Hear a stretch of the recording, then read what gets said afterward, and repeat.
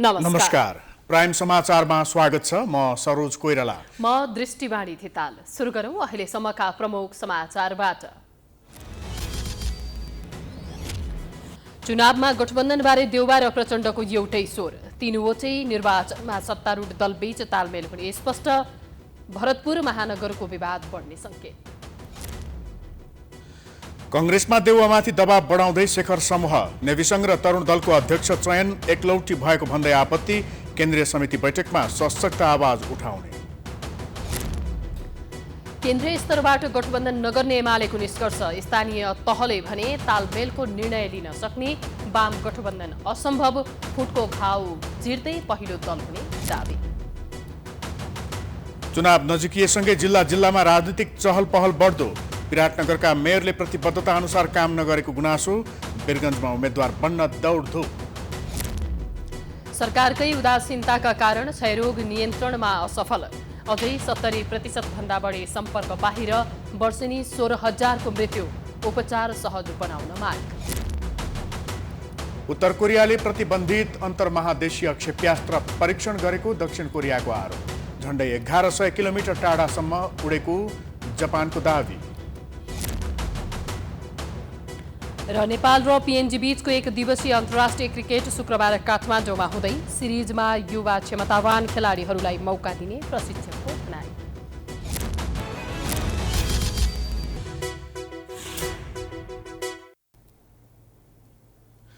अब समाचार विस्तारमा।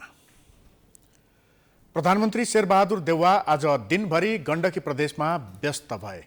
कंग्रेस वरिष्ठ नेता रामचन्द्र पौडेलको गृह जिल्ला तनहुँ र अर्का नेता गोपालमान श्रेष्ठको गृह जिल्ला स्याङ्जा पुगेर देउवाले चुनावमा गठबन्धन गर्नुपर्ने बताए।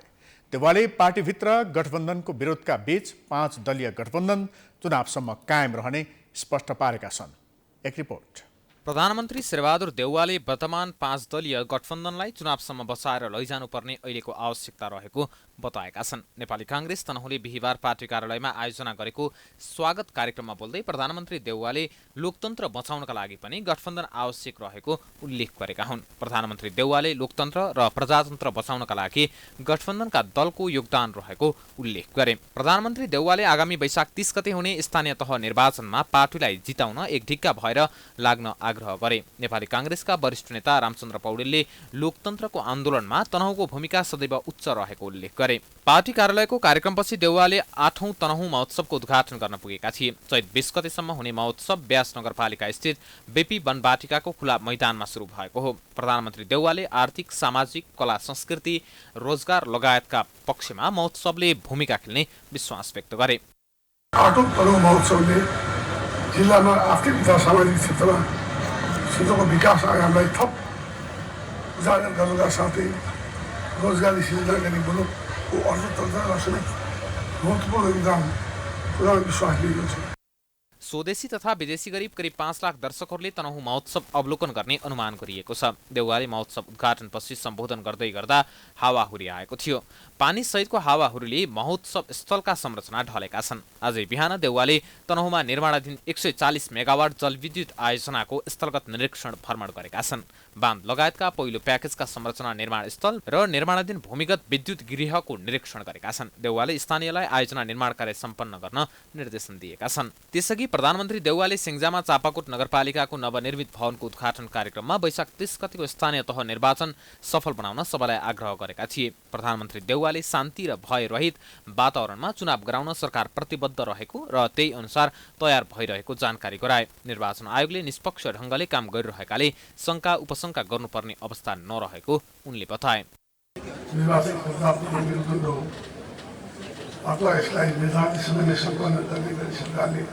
निर्वाचनको पूर्व तयारीहरू अघि बढाइरहेको छ। आगामी निर्वाचनलाई निष्पक्ष, स्वतन्त्र, भयरहित वातावरणमा सम्पन्न गर्न हामी सबैले आफ्नो क्षेत्रबाट सहयोग गर्न आवश्यक छ। महोत्सवको उद्घाटन लगत्तै प्रधानमन्त्री देउवा रिसिङ गाउँपालिकाको भवन उद्घाटन गर्न गएका थिए। कांग्रेस सभापति समेत रहेका देउवाको कार्यक्रम लक्षित गरेर कांग्रेसका नेताहरू तनहुँमा सक्रिय छन्। वरिष्ठ नेता रामचन्द्र पौडेलसँगै जिल्लाका अधिकांश केन्द्रीय सदस्यहरू अहिले तनहुँमै छन्। स्थानीय तह निर्वाचनमा सत्तारूढ दलबीच हुने तालमेल मध्ये धेरैको चासो छ भरतपुरमा। नेकपा माओवादी केन्द्रका अध्यक्ष पुष्पकमल दाहाल प्रचण्डको गृह जिल्ला भएको र विगत निर्वाचनमा आफूले धोका पाएको काङ्ग्रेसको चित्त दुखाइबीच त्यहाँको तालमेल कसरी हुन्छ भन्ने विषय पेचिलो बनेको छ। गृह जिल्ला चितवन पुगेर प्रचण्डले चितवन काङ्ग्रेसले नमाने पनि गठबन्धन हुने अभिव्यक्ति दिएपछि चितवन काङ्ग्रेस थप चिडिएको छ। एक रिपोर्ट। सत्तारूढ दलबीच स्थानीय तह निर्वाचनमा तालमेलका लागि शीर्ष तहमा छलफल जारी छ। नेकपा माओवादी केन्द्र र नेकपा एकीकृत समाजवादीले हैसियतभन्दा बढी भाग खोजेको भन्दै काङ्ग्रेस दबावमा छ। त्यसमा पनि भरतपुर महानगरपालिका आफूले पाउनुपर्ने चितवन काङ्ग्रेसले लगातार केन्द्रीय नेताहरूसँग भेटेर दबाव बढाइरहेको छ। यसै पृष्ठभूमिमा बिहिबार गृह जिल्ला चितवन पुगेका प्रचण्डले सञ्चारकर्मीहरूको जिज्ञासामा गठबन्धन स्थानीय तह प्रदेश र सङ्घीय निर्वाचनसम्म हुने र चितवन काङ्ग्रेसले नमानेमा केन्द्रीय तहबाटै त्यसको निक्रोल हुने बताएर चितवन काङ्ग्रेसलाई थप चिडाएका छन्। गठबन्धन त भइरहेकै छ नि, गठबन्धन टुट्दैन भनेको अहिलेकै गठबन्धनसँगै अर्को गठबन्धन हुन्छ के अरे अर्को गठबन्धन होइन, अहिलेकै गठबन्धन निरन्तरता हुन्छ स्थानीय चुनावमा। अहिलेकै गठबन्धन स्थानीय मात्रै होइन प्रादेशिक र सङ्घीय चुनाव तर काङ्ग्रेसले त फेरि गठबन्धन हुन्न हामी एक्लै लड्छौँ भनिरहेको छ नि। भनेको छैन काङ्ग्रेसले, केही मान्छेले मात्रै भनेको चितवन काङ्ग्रेसले। प्रचण्डको यस्तो अभिव्यक्तिलाई चितवन काङ्ग्रेसले गम्भीरतापूर्वक लिएको बताएको छ। सभापति राजेश्वर खनालले तालमेल हुने नहुने विषय पार्टीको विधि विधान अनुसार टुङ्ग्याउने बताए। उनले प्रचण्डको अभिव्यक्तिप्रति टिप्पणी गर्न त चाहेनन्, तर घुमाउरो पारामा माओवादीलाई मेयर छोड्न नसकिने भन्दै एक्लै चुनाव लड्न चितवन काङ्ग्रेस सक्षम रहेको बताए। 5 वर्ष पुरानो गठबन्धनको कुरा के भयो भनेर अहिले निर्वाचनको टाइममा कोट्याएर त्यसले निकास निकाल्दैन। 5 वर्ष अगाडि त ठुलो एउटा जम्बो पार्टी बनेको थियो नि, केपी ओलीले भनेको भाषामा 2टा पाइलट चाइनिज जेट बनेको थियो नि, त्यो कहाँ पुग्यो त अहिले? नयाँ समयअनुसार नयाँ ढङ्गको समीकरण हुनसक्छ। मेरो साथीहरूका बिचमा नारा थियो नेपाली कङ्ग्रेस चितवनलाई एक्लै लड्न सक्ने, एक्लै प्रतिस्पर्धामा गएर विजय हासिल गर्न सक्ने पार्टीको संरचना तयार गर्छु भन्ने मेरो अधिवेशनको बेला मैले ल्याएको घोषणापत्रमा म यो काम गर्छु भनेर भनेको थिएँ। म त्यही कुरामा अडिग छु। नेपाली काङ्ग्रेसमा चुनावी तालमेल गर्ने विषयमा स्पष्ट द्विधार देखा परेपछि निर्णय लिन सकस देखिएको छ। संस्थापन इतर समूह गठबन्धन गर्न नहुने पक्षमा रहेकोले पनि देउवालाई पार्टीभित्रको असन्तोष व्यवस्थापन गर्न हम्मे पर्ने देखिन्छ। Political bureau, prime times television, Kathmandu. स्थानीय तह निर्वाचनमा गठबन्धन गर्ने कि नगर्नेमा स्पष्ट दुई धार रहेको नेपाली कङ्ग्रेसमा संस्थापनेतर समूहले दबाव बढाउने भएको छ। आफ्नो समूहलाई पूर्ण उपेक्षा र निषेध गरिए प्रत्युत्पादक हुने चेतावनी पनि शेखर समूहले दिएको छ। नेविसङ्घ र तरुण दल अध्यक्ष चयनमा व्यवस्थापन पक्षले एकलौटी गरेको निष्कर्षसहित छिट्टै भेला बोलाउने पनि सो समूहको तयारी छ। एक रिपोर्ट। सभापतिमा पराजित भएपछि शेखर कोइरालाले विगतदेखि नै पार्टीमा हुर्किएको 60-40 को भागभण्डा नखोज्ने बताएका थिए। तर सभापति शेरबहादुर देउवाले आफ्नो समूहलाई निरन्तर उपेक्षा गरेको, महत्त्वपूर्ण निर्णयमा सुझाव नलिएको जस्ता कारणले उक्त समूह संस्थागत रूपमै आवाज उठाउने रणनीतिमा देखिन्छ। त्यसका लागि त्यो समूहका नेताहरू बुधबार र बिहिबार घनीभूत छलफलमा जुटे।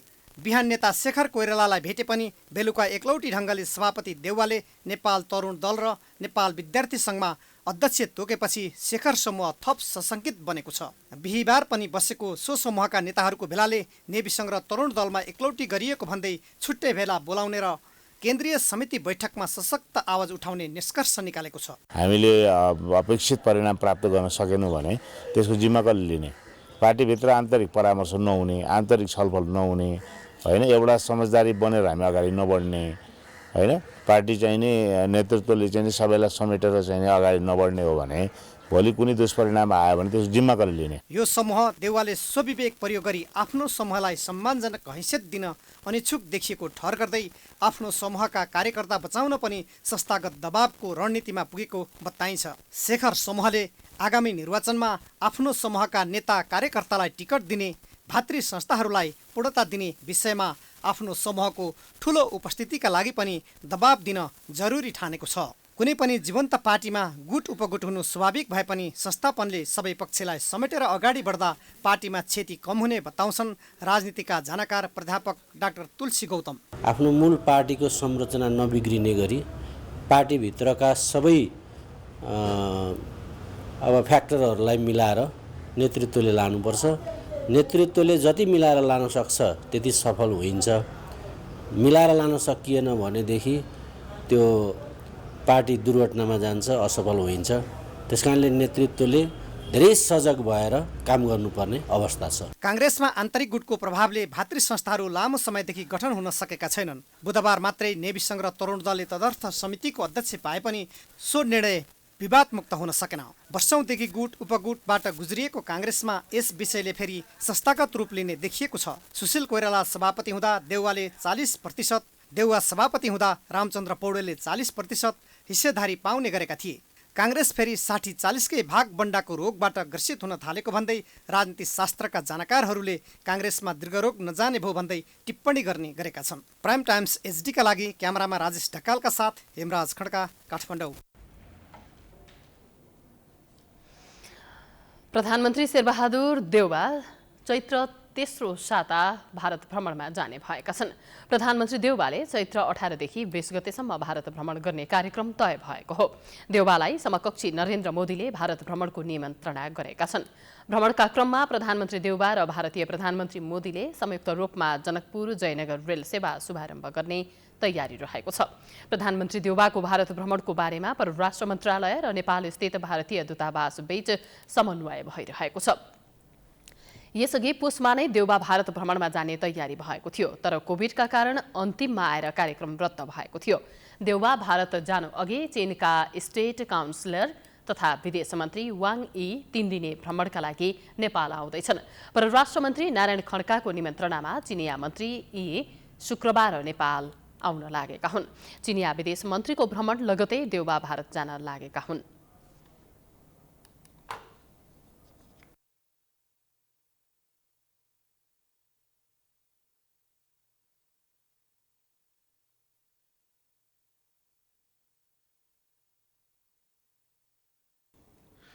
नेकपा एमाले स्थानीय तह निर्वाचनको घोषणापत्र बनाउन कार्यदल गठन गरेको छ। बिहिबार सकिएको केन्द्रीय कमिटी बैठकले वरिष्ठ उपाध्यक्ष ईश्वर पोखरेलको नेतृत्वमा कार्यदल बनाएको हो। कार्यदलमा उपाध्यक्ष युवराज गेवाली, उपमहासचिव प्रदीप गेवाली र विष्णु रिमाल, पोलिट ब्युरो सदस्य देवेन्द्र दाहाल, प्रभु शाहका साथै मनोजङ थापा, पूर्व अर्थमन्त्री युवराज खतिवडा, प्रभा बराल, दिनेश चन्द्र देवकोटा र सुशील गेवाली छन्। अध्यक्ष ओलीले सार्वजनिक कार्यक्रममा अधिकतम 5 जनालाई मात्र मञ्चमा राख्न र वक्ता बनाउन निर्देशन दिएका छन्। बैठकको समापनका क्रममा ओलीले सार्वजनिक कार्यक्रमको व्यवस्थापनमा ध्यान दिन निर्देशन दिएका हुन्। प्रचार विभाग उपप्रमुख विष्णु रिजालका अनुसार अधिकतम 5 जना मात्र वक्ता राख्न र उनीहरूलाई मात्र मञ्चमा राख्न, खादामाला कम गर्न समेत निर्देशन दिइएको छ।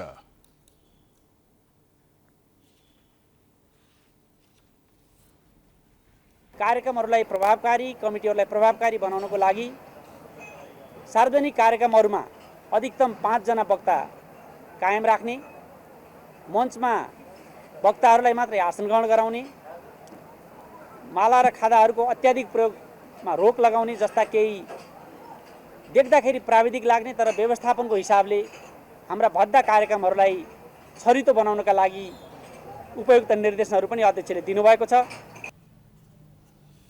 एमाले आगामी स्थानीय तहको निर्वाचनका लागि चैत मसान्तभित्र उम्मेद्वारहरू सिफारिस गर्न निर्देशन दिएको छ। उम्मेद्वारको मापदण्ड पास गर्दै 1 महिला सहित 3 जना उम्मेद्वार सिफारिस गर्न भनेको हो। साथै वडाध्यक्ष र सदस्यको उम्मेद्वार वडा कमिटीले सिफारिस गर्ने र जिल्लाले निर्णय गर्ने तय गरिएको छ। नगर तथा गाउँपालिका प्रमुख र उपप्रमुखको उम्मेद्वार पालिका र जिल्लाको सिफारिसमा प्रदेश कमिटीले तोक्नेछ। उपमहानगर र महानगरका प्रमुख र उपप्रमुखको उम्मेद्वारहरू भने पालिका, जिल्ला र प्रदेशको सिफारिसमा केन्द्रीय कमिटीले तय गर्ने एमालेको निर्णय छ।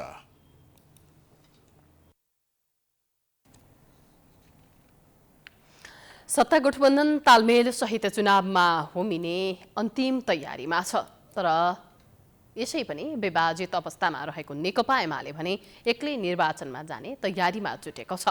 यस्तो अवस्थामा पनि एमाले चुनावमा पहिलो दल बन्ने दाबी भने छोडेको छैन। एक रिपोर्ट। 2 दिनसम्म बसेको एमाले केन्द्रीय कमिटीको बैठकमा प्रदेश अध्यक्षहरूले 2 नम्बर प्रदेश बाहेक अन्य सबै प्रदेशमा पार्टीको अवस्था मजबुत भएको रिपोर्टिङ गरेका छन्। केन्द्रीय कमिटीले स्थानीय तहको निर्वाचनमा कुनै पनि दलसँग केन्द्रीय तहबाट चुनावी तालमेल नगर्ने निर्णय गरेको छ। बैठकले स्थानीय तहमा त्यहाँको अवस्था हेरी स्थानीय स्तरमै निर्णय गरी तालमेल हुन सक्ने निर्णय समेत गरेको छ। स्थानीय स्तरमा तालमेल हुन सक्ने निर्णय गरे पनि एमाले गठबन्धन बिना एक्लै निर्वाचनमा जाँदैछ भन्ने सन्देश दिन खोज्दैछ। अब हाम्रो पार्टीले त हामीले के भनेका छौँ भने यसपालि चाहिँ हामी ओपन लड्ने हो, खुल्लम खुल्ला सिङ्गल भिड्ने हो र यसमा हामीले त अब मुलुकै दुई दलीय व्यवस्थातर्फ जान खोज्दैछ। जनताको मनोविज्ञान भनेको दुई दल छान्ने परिस्थितिमा जाँदैछ। त्यसो हुँदाखेरि एमाले अन्य कसैसँग गठबन्धन गर्ने कुनै सोच दृष्टिकोण बनाएको छैन। अब एका ठाउँहरूमा होइन, फेरि त्यसो भन्दा सैद्धान्तिक रूपमा गर्दैनौँ भन्ने पनि होइन, एका ठाउँमा काहीँ कतै छिटफुट आन्तरिक तालमेल सम्बन्धित नगरपालिकाहरूले जिल्लाले गर्छन् भने चाहिँ त्यो कुरामा एमाले छुट देला, तर मूलभूत रूपमा एमाले चाहिँ कुनै गठबन्धन बनाएर जाँदैन। अहिले एमाले विभाजित अवस्थामा चुनावी मैदानमा उम्मिँदैछ। एमालेबाट अलग भएर बनेको एकीकृत समाजवादी पार्टी लगायतका सत्ता घटकका दलहरू चुनावी तालमेलको तयारीमा छन्। यस्तो प्रतिकूल अवस्थामा पनि एक्लै चुनावी मैदानमा होमिएको नेकपा एमाले आफ्नो जित सुनिश्चित रहेको दावी गर्न भने छाडेको छैन। नाम यसको नेकपा एमाले हो, तर यो नेकपाको निरन्तरताको पार्टी हो। साथीहरू नजानु पर्थ्यो, विभाजनको रेखा नकोर्नु पर्थ्यो, कोरी त सक्नुभयो, तर यस बीचमा हामीले नेकपा एमाले लिएका नीति र विचार र नेकपा एमाले सरकारमा रहँदा गरेको कार्यक्रमका आधारबाट अहिले नेपालमा रहेका राजनीतिक पार्टीहरूमध्ये जनआकर्षणको पार्टी कोही छ भने त्यो नेकपा एमाले पार्टी हो। देशको राजनीति ध्रुवीकृत रहेको अवस्थामा झन्डै एक्लै जस्तो देखिएको एमालेमा यति धेरै आत्मविश्वास कसरी आयो त? नेताहरूको दाबी छ तल्लो स्तरसम्मै उनीहरूको सङ्गठन सुदृढ र बलियो छ। नेकपा एमाले मेचीदेखि महाकालीका प्रत्येक टोलमा गएको छ। हाम्रो मात्रै टोलसम्मका कमिटीहरू छन्। हाम्रा 22-23वटा जनवर्गीय सङ्गठनहरू छन्, त्यसका पनि टोलसम्मका कमिटी छन्। हामीले सबै कुराको आकलन गरेर हाम्रो सङ्गठित शक्तिलाई हामीले आकलन गरेर हाम्रो सङ्गठित सदस्यहरूको सङ्ख्यालाई आकलन गरेर र हाम्रो जनपरिचालन गर्ने क्षमता त्यसलाई हामीले आकलन गरेर हामीलाई नेपाली जनताले मतदान गर्छन् भन्ने हाम्रो सुविचारित कुरा हो। निर्वाचनमा जाँदै गर्दा सबै पार्टीहरूले जितको दावी गर्नु स्वाभाविकै हो। एमालेमा विगतदेखिकै सुदृढ सङ्गठनको बलमा जितको आत्मविश्वास देखिनु ठिकै हो, तर एमाले दावी गरे जस्तो सजिलो अवस्था पनि उसका लागि पक्कै छैन।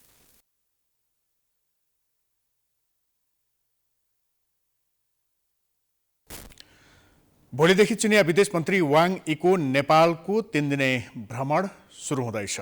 भ्रमणका क्रममा दुई देश बीचको शताब्दीौं पुरानो जनस्तरको सम्बन्ध नेपालको समृद्धिको यात्राको भरपर्दो साझेदार बन्ने अपेक्षा गरिएको छ। यो भ्रमण दुई देश बीचको सहकार्यात्मक सम्बन्धलाई नयाँ उचाइमा पुर्याउन उपयोगी हुने ठानिएको छ। भ्रमणका क्रममा चीनले अघि सारेको बहु अर्ब डलरको विशाल पूर्वाधार विकास परियोजना बेल्ट एन्ड रोड इनिसिएटिभ अन्तर्गत सहयोगका परियोजना कार्यान्वयनका विषयमा केन्द्रित रहेर नेपालले गहन छलफल गर्ने बुझिएको छ। चीनले BRI-को परियोजना कार्यान्वयन योजनालाई अन्तिम स्वीकृतिका लागि नेपालसँग प्रस्ताव गरिसकेको छ भने त्यसलाई यही भ्रमणका क्रममा टुङ्गो लगाउने नेपाल सरकारको तयारी छ। नेपाली पक्षले 1 दशकभन्दा लामो समयदेखि रोकिएको सिमानाको संयुक्त निरीक्षण, नेपाल र चीन बीचको प्रमुख व्यापारिक नाका रसुवागढी र तातोपानी पूर्ण रूपमा खोल्ने लगायतका विषयमा पनि भ्रमणका क्रममा छलफल हुने बताइएको छ। चिनिया विदेश मन्त्रीको भ्रमणका बेला नेपालबाट घाँस निर्यात गर्ने सम्बन्धी समझदारीमा हस्ताक्षर हुने र प्राविधिक तथा आर्थिक सहयोग अन्तर्गत नेपाललाई थप चिनिया अनुदान प्राप्त हुने विषय पनि रहेको छ। भ्रमणका क्रममा तमोर जलाशययुक्त आयोजनालाई उच्च प्राथमिकतामा राखेर कुरा उठाइने र यसका लागि विभिन्न सांसदहरूले सरकारको ध्यानाकर्षण समेत गराएका छन्। समाचारको सिलसिला अझै जारी छ। हामी विश्रामपछि आउँछौँ। बाँकी समाचारको साथमा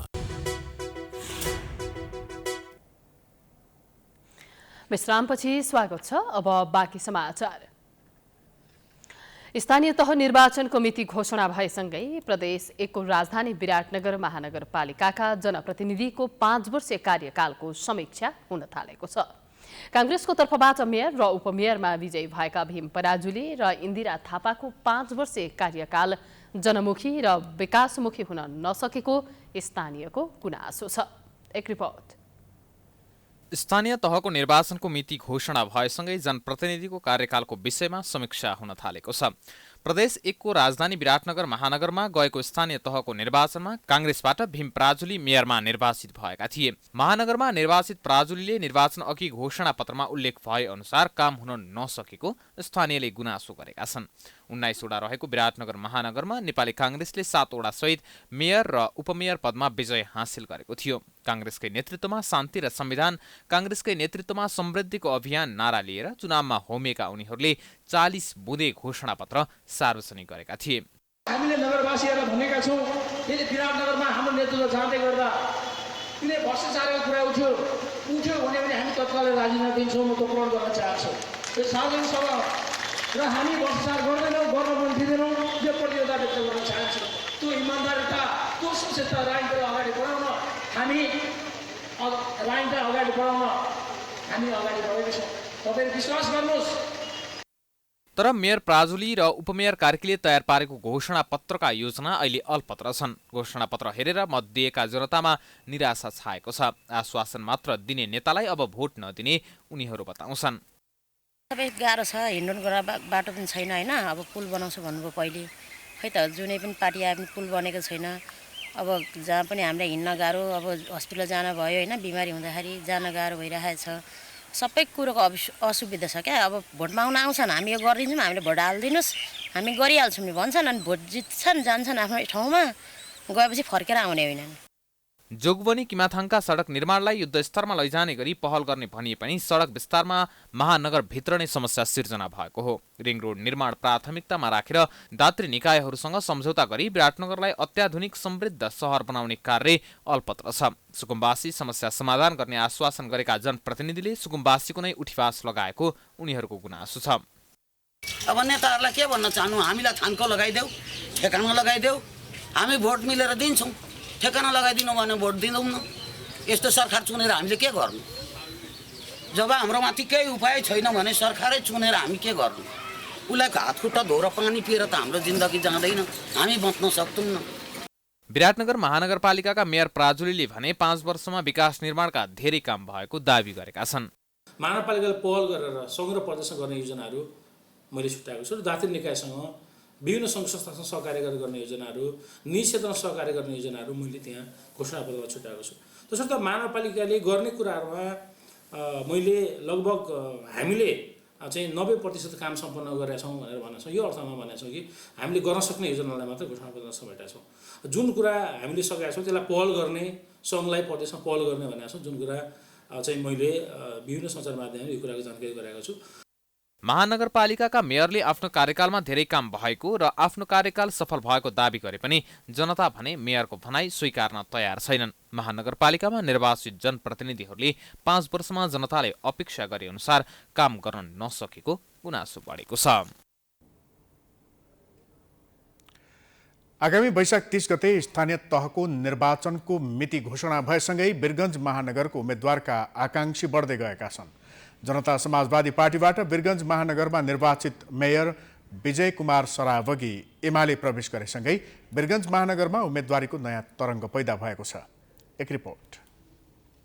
आगामी वैशाख 30 गते हुने स्थानीय निर्वाचनको मिति घोषणा भएसँगै वीरगञ्ज महानगरमा विभिन्न दलबाट आकांक्षीहरू देखिन थालेका छन्। वीरगञ्ज महानगरको मेयर पदका लागि दर्जन नेताहरू उम्मेद्वारका लागि आफ्नो दलको शक्ति केन्द्र धाउन थालेका हुन्। स्थानीय निर्वाचनमा पुनः उम्मेदवारी बन्ने सहमति गरी हालसालै मात्र एमाले प्रवेश गरेका मेयर विजय सरावगी मात्र नभई अन्य नेताहरूले पनि आकांक्षी देखाएका छन्। मेयरको आकांक्षीसहित लोकतान्त्रिक समाजवादी पार्टीका नेता राजेशमान सिंह एमाले प्रवेशको तयारी गर्दै गर्दा उनी अघि नै सरावगी एमाले प्रवेश गरेका हुन्। सरावगीको प्रवेशले एमालेबाट उम्मेद्वार हुने गरी तयारी गरेका सिंहलाई धक्का लागेको छ। मेयरमा बहालवाला सरावगीले नै टिकट पाउने गरी एमाले प्रवेश गरेपछि सिंह अहिले जसपातिर नजिकिएका छन्। मेयर विजय सरावगीलाई वीरगञ्जका जनताले विजयी बनाए पनि वीरगञ्जको विकासमा कुनै परिवर्तन नभएको नेता राजेशमान सिंहको आरोप छ। जुन भ्रष्टाचारी मेयरको विरुद्धमा म लडिरहेको छु, बारम्बार प्रदर्शन गरिरहेको छु, चाहे त्यो प्रदर्शन सडकमा होस् चाहे मिडियामा होस्, त्यस्तो भ्रष्टाचारी मेयरलाई चाहिँ अचानक यहाँ ल्याउनुको, यो पार्टीमा ल्याउनुको तात्पर्य के त? भोलिको दिनमा मैले त्यस्तो मेयरसँग बसेर कसरी सहकार्य गर्न सक्छु, कसरी काम गर्न सक्छु? त्यसर्थ जुन मेयरको विरुद्धमा हामीहरूले लडाइँ लडिरहेका छौँ त्यस्ता भ्रष्टाचारी मेयरसँग हामीहरू बसेर काम गर्न सक्दैनौँ। 2074 को निर्वाचनमा जसपाबाट उम्मेद्वार भएका विजय सरावगी 19,393 मत ल्याएर विजयी भएका थिए। सरावगीसँग काङ्ग्रेसका उम्मेद्वार अजय द्विवेदी करिब 2,000 मतान्तरले पराजित भएका थिए। त्यसैगरी तत्कालीन जसपाका तर्फबाट उम्मेद्वार बनेका राजेशमान सिंह तेस्रो भएका थिए। एमालेबाट वीरगञ्ज महानगर मेयरका उम्मेद्वार बसरुद्दिन अन्सारीले 8,688 मत ल्याएका थिए। निर्वाचनको समयमा विकास निर्माण गरी सुन्दर सहरको परिकल्पना गरेका नेताहरूले भने विजय पश्चात सबै बिर्सिएको नगरवासीले गुनासो गरेका छन्। वीरगञ्जलाई कुनै बेला हाम्रै मधेस आन्दोलन भइरहँदा हाम्रा पार्टीका साथीहरूले त्यो बेलाका आन्दोलनकर्मीहरूले के भनेका थिए भने वीरगञ्जलाई हामी राजधानी बनाउँछौँ। जब यो देश सङ्घीय संरचनामा आउँछ त्यो बेला हामी वीरगञ्जलाई के गर्छौँ भने प्रदेशको राजधानी बनाउँछौँ। तर त्यो देखिएन व्यवहारमा। आज त्यसको पीडा हो। वीरगञ्जवासीहरूले त्यसको बदला लिन चाहिराखेका छन् र मलाई के लाग्छ भने आउने दिनमा जो पार्टीले एउटा सबल नेतृत्व दिन सक्छ उसको पक्षमा वीरगञ्जको माहौल बन्छ। अहिले वीरगञ्ज महानगरपालिकाको 32 वटा वडाहरूमा हेर्नुहुन्छ भने बाटोको अवस्था त्यस्तै छ, बिजुलीको अवस्था त्यस्तै छ, कुनै पनि ठाउँमा खाने पानीको सुविधा पुर्याउन सकेको छैन। आज 32 वार्डको सरसफाइको अवस्था त्यस्तै छ। खाली वीरगञ्ज महानगरपालिकामा एउटै कुरोको काम भएको छ, सबभन्दा बढी कुनै काम भएको छ भने त्यो भ्रष्टाचार हो। अहिले महानगरपालिका पुरै भ्रष्टाचारमा डुबेको छ। कुनै पनि काम गर्दाखेरि बिना पैसा नदिकन अहिलेको अवस्थामा वीरगञ्ज महानगरपालिकामा कुनै काम भइरहेको छैन। लोसपाका नेता राजेशमान सिंह पनि बलियो जनमत भएका स्थानीय नेता हुन्। सिंह जसपाबाट उम्मेद्वार भएको अवस्थामा जसपाको जनाधार र सिंहको व्यक्तिगत जनमतले सिंहको प्रतिस्पर्धा निकै बलियो हुने आकलन गरिएको छ। त्यसबाहेक वीरगञ्जमा काङ्ग्रेस उत्तिकै बलियो जनाधार भएको पार्टी हो। अघिल्लो निर्वाचनमा दोस्रो भएको काङ्ग्रेसमा फोरम लोकतान्त्रिक सहमति भए भोट बढ्ने निश्चित छ र मुख्य प्रतिस्पर्धी बन्ने देखिन्छ। सबै दलबाट आफ्नो उम्मेद्वार बन्नेहरूले आफ्नो जित सुनिश्चित छ भन्दै निर्वाचनको तयारी अगाडि बढाएका छन्। तर 5 वर्षमा विकास निर्माणको आश गरी बसेका स्थानीयले खासै विकासको अनुभूति नपाएपछि आगामी निर्वाचनमा कस्तो उम्मेद्वार चुन्नेछन् त्यो भने हेर्न बाँकी नै छ। प्राइम टाइम्स एचडीका लागि वीरगञ्जबाट बलिराम यादवका साथमा जितेन्द्र शाहको रिपोर्ट। बलात्कारको आरोपमा पक्राउ परेका नायक पल शाहलाई पूर्वपक्षका लागि थुनामा पठाउने आदेश भएको छ। तनहुँ जिल्ला अदालतका न्यायाधीश हरिश्चन्द्र ढुङ्गानाको एकल इजलासले थुन्छेक बहसपछि बिहिबार शाहलाई मुद्दा पूर्वपक्षका लागि थुनामा पठाउने आदेश दिएको हो। बुधबार र बिहिबार भएको थुन्छेक बहसपछि न्यायाधीश हरिश्चन्द्र ढुङ्गानाको इजलासले पललाई थुनामै राखेर मुद्दाको पूर्वपक्ष गर्ने आदेश दिएको हो। तत्काल प्राप्त प्रमाणबाट आरोपी कसुरदार देखिएको भन्दै अदालतले थुनामै राखेर मुद्दाको पूर्वपक्ष गर्न आदेश दिएको हो। अदालतको आदेशबाटै पललाई जिल्ला कारागार तनहुँमा पूर्वपक्षका लागि थुनामा पठाइएको छ। मतियारका रूपमा मुद्दा दायर गरिएका पल शाहका म्यानेजर कृष्ण जोशीसँग भने 1 लाख रुपैयाँ धरौटी माग गरिएको छ। प्रतिवादीद्वय पल शाह र कृष्ण जोशीको पक्षबाट 11 जना र जाहेरवालाको तर्फबाट 7 जना कानुन व्यवसायीले बहस गरेका थिए।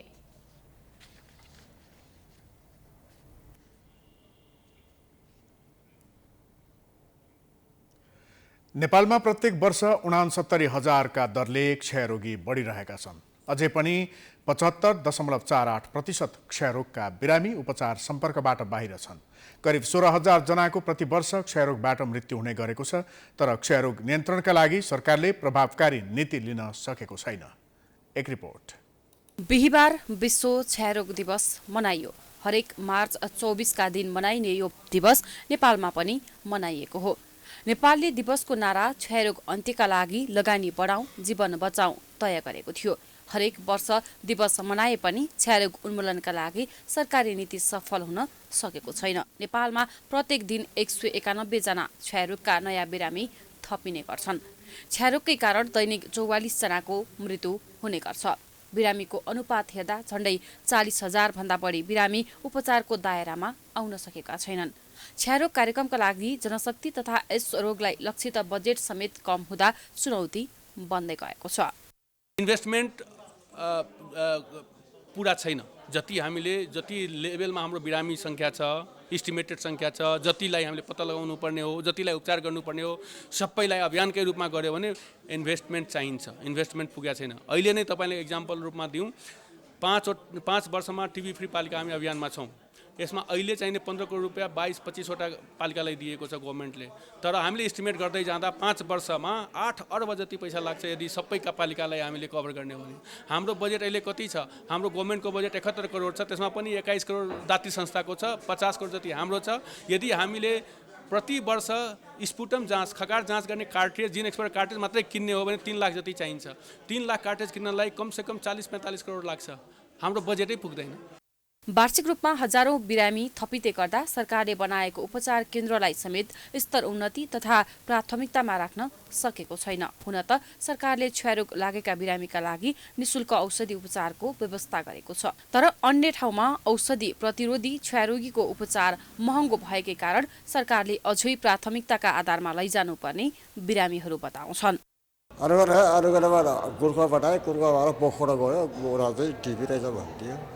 कति खाएर 4 महिना भयो। अब यो चाहिएपछि त पुस्तेकी खाएको, पुस माघ फागुन, अब चाहिँ 4 महिना भयो। निशुल्क नगरेसम्म खानुपर्छ। 1 2 3 दिन 1 दिन 4 दिन 5 दिन कति हुन्छ खानुपर्छ। टिभी हो भक्कै, टिभी नै यो सँगले आएको। क्षयरोग लागेपछि लगातार खोकी लाग्ने, ज्वरो आइरहने, राति धेरै पसिना आउने, मुख सुक्ने, खान मन नलाग्ने, तौल घट्दै जाने जस्ता लक्षण देखिएमा स्वास्थ्य परीक्षण गराइहाल्नुपर्ने चिकित्सक बताउँछन्। खकार परीक्षण गरेर क्षयरोगको पहिचान गरिन्छ। यो रोग लागिसकेपछि खोकी लाग्ने गर्छ, खकार आउने गर्छ, ज्वरो आउने गर्छ, राति पसिना चल्ने, तौल घट्दै जाने, दुब्लाउँदै जाने, खकारमा रगत देखिने, त्यो समस्याहरू हुन्छ। र यो समस्याहरू भइसकेपछि हाम्रो स्वास्थ्य संस्थाहरू छन् हैन, हाम्रो लगभग 1000 भन्दा बढी माइक्रोस्कोपी सेन्टर भन्छ, त्यहाँ गएर जाँच गराउन सकिन्छ। लगभग 80-85 वटा जिन एक्सपर्ट साइटहरू छ, त्यहाँ गएर पनि जाँच गर्न सकिन्छ। जाँच गरेर त्यसमा क्षयरोगको कीटाणु देखियो भने ल यसलाई क्षयरोग लाग्यो भने डायग्नोज हुन्छ र त्यसपछि यसको उपचारको गर्नुपर्ने हुन्छ। क्षयरोग प्रिभिलेन्स सर्वेक्षण 2074-75ले नेपालमा वार्षिक रूपमा नयाँ बिरामी तथा पुराना गरी 1,17,000 क्षयरोगीका बिरामी हुने र 69,000 नयाँ बिरामी थपिने गरेको छ। गत आर्थिक वर्ष 2077-78 को तथ्याङ्क हेर्दा नेपालमा 28,677 जना क्षयरोगीका बिरामी उपचारमा दर्ता भएका छन्। केन्द्रका अनुसार यस रोगको उपचार सफलता 91% छ, जसमध्ये 33% महिला र 67% पुरुष र 7% बालबालिका छन्। निर्वाचन आयोगले निर्वाचन आचार संहितामा उम्मेदवारले राजीनामा दिनुपर्ने मुद्दामा अदालतको आदेश भएकाले अब लागू नहुने स्पष्ट पारेको छ। निर्वाचन आयोगमा बिहिबार आयोजित पत्रकार सम्मेलनमा सहायक प्रवक्ता सूर्यप्रसाद अर्यालले अदालतको आदेश बाहेकका अन्य आचार संहिता भने कडाइका साथ लागू गरिने जानकारी दिए। त्यस्तै उनले निर्वाचन आचार संहिता कार्यान्वयनका सम्बन्धमा सरकारवाला संघको अन्तर्क्रियात्मक कार्यक्रम सुरु भएको पनि बताए। अन्तर्क्रियात्मक कार्यक्रम देशभर विभिन्न स्थानमा हिजो मिति 2078-12/9बाट प्रारम्भ भएको छ। यो कार्यक्रम देशका विभिन्न 15 स्थानमा, केन्द्रमा एउटा र 14वटा जिल्लाहरूमा हामी सञ्चालन गर्नेछौँ र 7वटै प्रदेशका सदरमुकाममा ती अथवा राजधानीमा ती कार्यक्रमहरू सञ्चालन हुनेछ। आउँदो वैशाख 30 गते हुने स्थानीय तहको निर्वाचनका लागि 2 करोड मतपत्र छापिने भएको छ।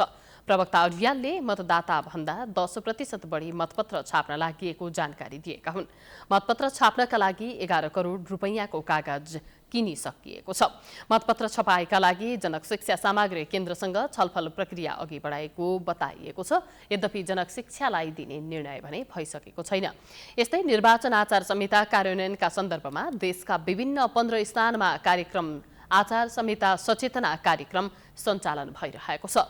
मतदाता नामावली, परिचय पत्र निर्माण सामग्री छपाईका लागि 6 फर्मसँग सम्झौता भएको आयोगले जनाएको छ। यस्तै मतदाता शिक्षाका लागि निर्वाचन सामग्री उत्पादनका लागि विभिन्न फर्महरूको आवेदन लिएको र त्यसबारे अध्ययन भइरहेको आयोगले जनाएको छ। आयोगले निर्वाचन प्रयोजनका लागि दर्ता भएका राष्ट्रिय दलको मान्यता नपाएका 73 दलको विभिन्न जिल्लामा रहेका उनीहरूको संगठनको चैत्र 6 गतेसम्म विवरण माग गरेकोमा त्यसको रुजु भइरहेको पनि जानकारी दिएको छ।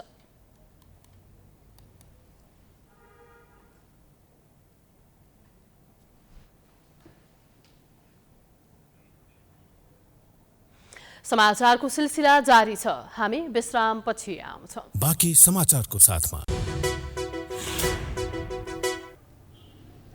विश्रामपछि स्वागत छ। अब आर्थिक समाचार।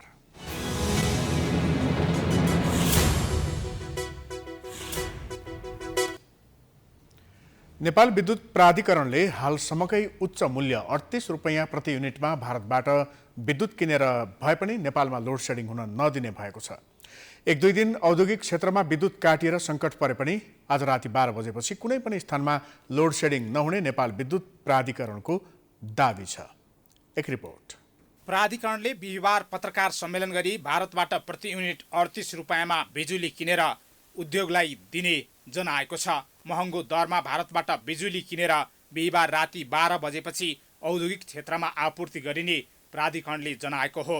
अन्तर्राष्ट्रिय बजारमा विद्युत उत्पादन गर्ने स्रोत कोइला महँगिएर भारतमा बिजुलीको भाउ बढेपछि मङ्गलबारदेखि प्राधिकरणले केही आयात कटौती गरेको थियो। फलस्वरूप औद्योगिक क्षेत्रमा कटौती गरी घरायसी ग्राहकलाई नियमित बिजुली आपूर्ति गरिरहेको थियो। औद्योगिक क्षेत्रमा अघोषित लोड सेडिङ गरेको थियो, तर अब महँगोमा किनेर भए पनि पर्याप्त बिजुली आपूर्ति हुने र लोड सेडिङ हुन नदिने प्राधिकरणको दाबी रहेको छ। आगामी दिनमा पनि लोड सेडिङ हुँदैन। अलिकति तपाईँले चाहिँ इन्फर्मेसन अथवा चाहिँ यो मिडियामा लोड सेडिङ भयो, लोड सेडिङ चाहिँ हुन थाल्यो भन्ने मेसेज गएको जस्तो मैले फिलिङ गरेर हाम्रो टिमले यो चाहिँ पत्रकार सम्मेलन पनि गरेका हौँ। अहिले पनि हामी लोड बढाउने नै हो, लोड सेडिङ हुँदैन। अहिले प्राधिकरणले दैनिक 350 मेगावाट अर्थात् 30% हाराहारीमा बिजुली आयात गरिरहेको छ। प्राधिकरणले अबको 1.5 महिना आफ्नै उत्पादनले नपुग्ने भए पनि त्यसपछि करिब 500 मेगावाट खेर जाने अवस्थामा नेपालमा बिजुली उत्पादन हुने जनाएको छ। अन्तर्राष्ट्रिय बजारमा कोइलाको मूल्य बढेपछि भारतमा ऊर्जाको मूल्य 81 बढेको र सस्तो मूल्यमा बिजुली किन्ने प्रस्ताव गर्दा नपाइएपछि महँगो मूल्य तिरेरै भए पनि विद्युत अभाव हुन नदिने प्राधिकरणको भनाइ छ। भरे 12:15 गएपछि चाहिँ हामीले सबै 38 रुपियाँमै नेपाली करेन्सीमा बिड गरेको हुँदाखेरि हामीलाई आशा छ हामीले अप्लाई गरेको सबै बिडहरू पर्छ र हाम्रो औद्योगिक क्षेत्रमा सुचारू रूपले सप्लाई पुग्छ। भारतले 70% विद्युत कोइलाबाट उत्पादन गर्ने गरेको र कोइलाबाट उत्पादित बिजुली मात्रै निर्यात गर्ने नीति अनुरूप नेपाललाई महँगो पर्न गएको प्राधिकरणले स्पष्ट पारेको छ। 1-2 दिन कतिपय औद्योगिक क्षेत्रमा बिजुली अभाव भएको र लोड सेडिङ पुनः दोहोरिने हो कि भन्ने चिन्ता उद्योगीहरूमा थियो। प्राधिकरणले अभाव नहुने भन्दै ढुक्क भएर खपत बढाउन आग्रह गरेको छ। यो क्राइसिस कुनै बेला आउँछ, तर खपत बढाउने नै हो। हाम्रो चाहिँ 6000 मेगावाट जेनेरेसन प्रोजेक्टहरू चाहिँ अन्डर कन्स्ट्रक्सन छ भने यो खपत नबढाइकन खपत आज बढाऊ भनेर आजै बढ्दैन। आज खपत बढाऊ भनेर पोलिसी ल्यायो भने 1 वर्षपछि बढ्छ। त्यही खपत बढाउने नै हो। हामीले खपतै गर्ने हो, एक्सपोर्ट गर्ने भन्दा खपत कसरी बढाउने भन्ने लाइनमा हामी लागिरहेछौँ। प्राधिकरणले 38 रुपियाँमा बिजुली किन्दा दैनिक 20 देखि 22 करोड रुपियाँसम्म बढी तिर्नुपर्ने र आयातमा 10 अर्ब रुपियाँ खर्चिनुपर्ने अवस्था आएको जनाएको छ। यसअघि 8 अर्बको बिजुली आयात गरी पुग्ने प्राधिकरणको अनुमान थियो। नेपालले करिब 8 महिना विद्युत आयात गर्नु नपर्ने र 4 देखि 5 महिना विद्युत आयात गरिरहेको अहिलेको अवस्था पनि अबको 2 वर्षमा हट्ने प्राधिकरणको दाबी छ। प्राइम टाइम्स एचडीका लागि क्यामेरामा राधिका श्रेष्ठका साथ हरिशरण नेउपाने, काठमाडौँ। अब अन्तर्राष्ट्रिय समाचार।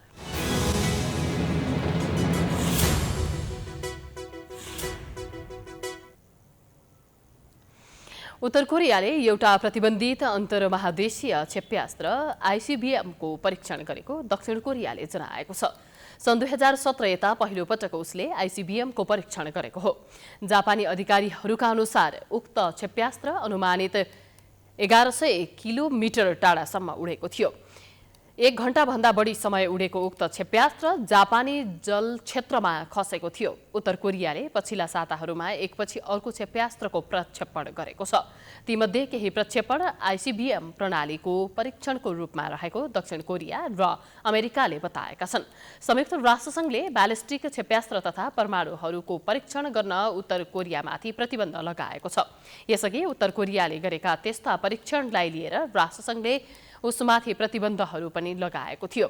उत्तर कोरियाली नेता किम जङ उनले तत्कालीन अमेरिकी राष्ट्रपति डोनाल्ड ट्रम्पसँगको वार्तापछि प्योङयाङले लामो दूरीका क्षेप्यास्त्र परीक्षणलाई अस्थायी रोक लगाएको थियो। तर सन् 2020मा किमले आफू उक्त बाचालाई निरन्तरता दिन बाध्य नरहेको बताएका थिए।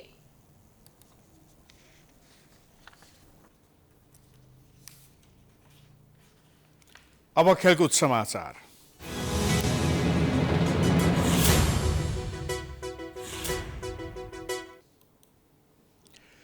नेपाल र पपुवा न्यू गिनी PNG बीचको एक दिवसीय अन्तर्राष्ट्रिय क्रिकेट शुक्रबार काठमाडौँमा हुँदैछ।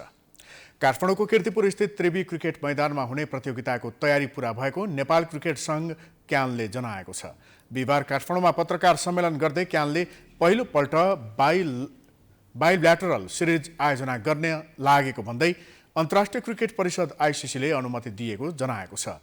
पत्रकार सम्मेलनमा नेपाली क्रिकेट टिमका मुख्य प्रशिक्षक पुबुदु दशनायकले जुनमा अमेरिकासँग ICC क्रिकेट विश्वकप लिग 2 को खेलका लागि सिरिजले सहयोग गर्ने बताए। त्यस्तै अहिले नेपाली टिम बिल्डिङको चरणमा रहेको र सिरिजमा युवा क्षमतावान खेलाडीहरूलाई मौका दिने उनले बताए।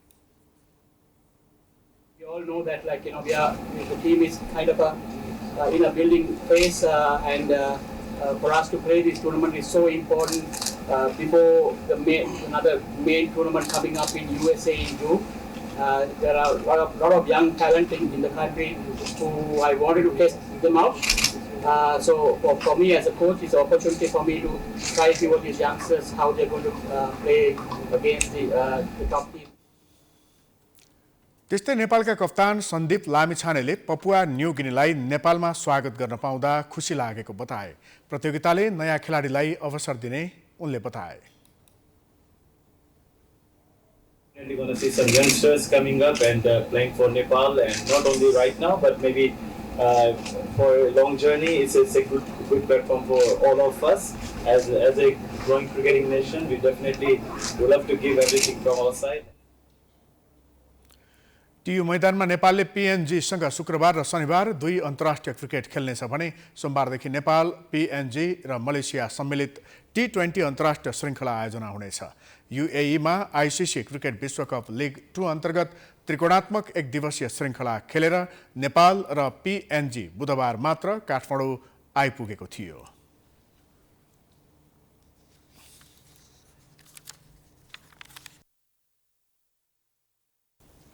यससँगै हामी समाचारको अन्त्यमा आइपुगेका छौं। जाँदा जाँदै प्रमुख समाचार पुनः एकपटक। चुनावमा गठबन्धनबारे देउबा र प्रचण्डको एउटै स्वर। 3 वटै निर्वाचनमा सत्तारूढ दलबीच तालमेल हुने स्पष्ट। भरतपुर महानगरको विवाद बढ्ने संकेत। कांग्रेसमा देउवामाथि दबाव बढाउँदै शेखर समूह नेविसंघ र तरुण दलको अध्यक्ष चयन एकलौटी भएको भन्दै आपत्ति। केन्द्रीय समिति बैठकमा सशक्त आवाज उठाउने।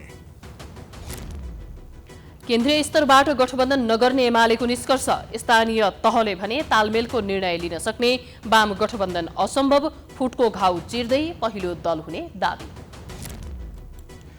चुनाव नजिकिएसँगै जिल्लामा राजनीतिक चहल पहल बढ्दो। विराटनगरका मेयरले प्रतिबद्धता अनुसार काम नगरेको गुनासो। वीरगञ्जमा उम्मेद्वार बन्न दौडधुप। बलात्कार आरोपमा पक्राउ परेका नायक फल शाहलाई पूर्वपक्षका लागि थुनामा पठाउने तनहुँ जिल्ला अदालतको आदेश। कृष्ण जोशी 1 लाख रुपैयाँमा धरौटीमा रिहा। उत्तर कोरियाले प्रतिबन्धित अन्तर्महादेशीय क्षेप्यास्त्र परीक्षण गरेको दक्षिण कोरियाको आरोप। झण्डै 1100 किलोमिटर टाढासम्म उडेको जापानको दावी। र नेपाल र PNG बीचको एक दिवसीय अन्तर्राष्ट्रिय क्रिकेट शुक्रबार काठमाडौँमा हुँदै सिरिजमा युवा क्षमतावान खेलाडीलाई मौका दिने प्रशिक्षकको भनाई।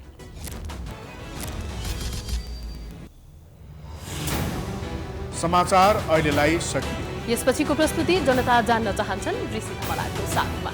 हेर्दै गर्नुहोला प्राइम टाइम्स एसडी। नमस्कार।